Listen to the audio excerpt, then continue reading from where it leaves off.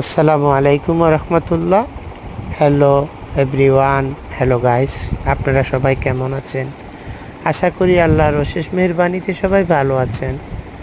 তা আমি সবার জন্য দোয়া করি আল্লাহ যেন সবাইকে, আমার ফ্রেন্ড, ফলোয়ার, শেয়ার, কমেন্টে যারা আমার সাথে সব সময় থাকেন, সবার প্রতি রইল আমার আন্তরিক অভিনন্দন এবং দোয়া। আন্তরিক অভিনন্দন এবং দোয়া, সবার প্রতি আমার ভালোবাসা।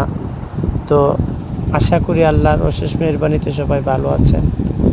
তো আমি আজকে ঢাকার উদ্দেশ্যে রওনা দিলাম। আমার গন্তব্য হচ্ছে ঢাকা গুলিস্তান, নয়াপল্টন, চায়না টাওয়ার। তারপর যাব পররাষ্ট্র মন্ত্রণালয়।